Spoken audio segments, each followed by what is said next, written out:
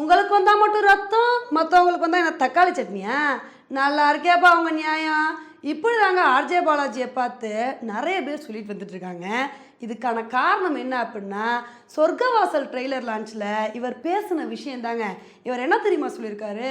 பாடன்னு வந்தால் அதை 4 பேர் விமர்சனம் பண்ண தாங்க செய்வாங்க. இப்போ நம்ம ஒரு கடைக்கே போகிறோம், ஒரு பிஸ்கட் பாக்கெட் வாங்குகிறோம். அந்த பிஸ்கட் பாக்கெட் நல்லா இல்லை அப்படின்னா அவங்கள நம்ம விமர்சனம் பண்ணுறது இல்லை. அது மாதிரி தான் படமும் ஒரு பொருள் மாதிரி. படத்தை பார்த்து 4 பேர் வந்து திட்ட தான் வந்து செய்வாங்க. இதெல்லாம் நான் ஏற்றுக்கிறேன். ஆனால் அரசியல் கட்சிகளுக்கு மட்டும் நான் ஒரு விஷயத்த சொல்லிடுறேன். உங்களோட ஐடிவிங்க தேவையில்லாமல் சினிமா துறையில் தலையிட்டு இருக்காங்க. வாரம் வாரம் ரிலீஸ் ஆகிற படத்தை மறக்காமல் வச்சு செஞ்சுட்டு வந்துட்டு இருக்காங்க. உங்களுக்கு எதுக்கு இந்த தேவையில்லாத வேலை? நீங்கள் படத்தை விமர்சனம் பண்ணால் உங்கள் அக்கௌண்ட்டுக்கு என்ன காசாக போடுறாங்க?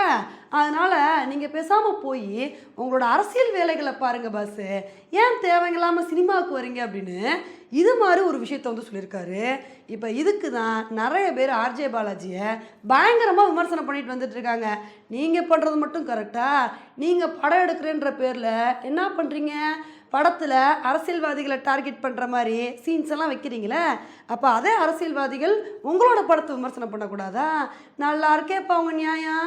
நீங்கள் மட்டும் என்ன வேணால் பண்ணலாம், மற்றவங்க உங்களை பற்றி எதுவுமே சொல்லக்கூடாதோ? விட்டால் இவங்க தான் படத்தை பார்க்கணும், இவங்கெல்லாம் படத்தை பார்க்கக்கூடாதுன்னு நீங்களே கண்டிஷன் போடுவீங்க போல். உங்கள் இஷ்டத்துக்கு நீங்கள் மட்டும் என்ன வேணால் பேசிக்கிட்டே போவீங்களோன்னு இது மாதிரி ஆர்ஜே பாலாஜியை நிறைய பேர் விமர்சனம் பண்ணிட்டு வந்துட்டு இருக்காங்க. இதே ட்ரெய்லர் லான்ச்சில் ஆர்ஜே பாலாஜி பயங்கரமாக கதறி பேசியிருக்காருங்க. அவர் என்ன தெரியுமா சொல்லியிருக்காரு? இப்போலாம் ரொம்பவே எனக்கு பயமாக இருக்குங்க. என்னோட படம் ரிலீஸ் ஆக போகுது, இதுக்கு என் மேலே வன்மத்தை கக்குறாங்க. ஒரு சில பேர் என்ன சொல்கிறாங்கன்னா, இவன் பாவாடை, இவன் படத்தை வந்து அடிக்கணுன்றாங்க. பாருங்கள், நான் என்ன பாவாடையாக கட்டியிருக்கேன்? நான் வந்து வேஷ்டி தானே வந்து கட்டியிருக்கேன்.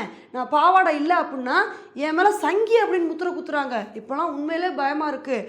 ஒரு தேசிய கொடி முன்னாடி நின்று ஃபோட்டோ எடுத்து போட கூட அந்தளவுக்கு பயமாக இருக்குது. ஏன்னா என் மேலே முத்திர குத்தணும் அப்படின்றதுல நிறைய பேர் தெளிவாக இருக்காங்கன்னு இது மாதிரி ஆர்ஜே பாலாஜி பேசியிருக்காரு. இதை வந்து பார்க்கும்போது நமக்கு என்ன சொல்ல தோணுது?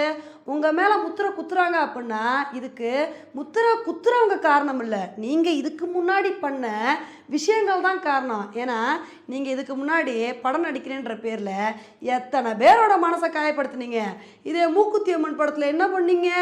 கடவுள் நம்பிக்கை உள்ளவங்களை எப்படிலாம் காயப்படுத்துனீங்க. அப்போ நாங்கள் கேட்கலாமா? வந்தோமா படம் நடித்தோமான்னு போயிட்டுருக்க வேண்டியதானே? ஏன் தேவையில்லாமல் கடவுள் நம்பிக்கை உள்ளவங்களை வந்து சீன்றீங்க? கடவுள் நம்பிக்கை உள்ளவங்களை கொச்சப்படுத்தினாதான் உங்களுக்கு வந்து காசு போடுவோம், அக்கௌண்ட்டில் காசு போடுவோன்னு யாராவது சொன்னாங்களா? உங்களுக்கு எதுக்கு தேவையில்லாத வேலை அப்படின்னு நாங்கள் கேட்கலாமா? இதே உங்களுக்கு பாவாடைன்னு சொல்கிறாங்க, உங்கள் மேலே பாவாடைன்னு சொல்லி விமர்சனம் பண்ணுறாங்கன்னு சொல்கிறீங்களே, இந்த பேர் உங்களுக்கு எதனால் வந்துச்சு?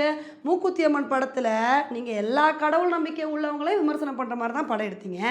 ஆனால் அதில் ஒரு பர்டிகுலர் சிடி சீனை மட்டும் டெலீட் பண்ணிட்டீங்க. இதுக்கான காரணம் என்ன? அப்போ வேணும்னு இந்துக்கள் அட்டாக் பண்ணுற மாதிரி பல விஷயங்கள் பண்ணிங்க தானே? அப்போ அவங்களுக்கு சான்ஸ் கிடைக்கும் போது திரும்ப அடிக்க தான் செய்வாங்க.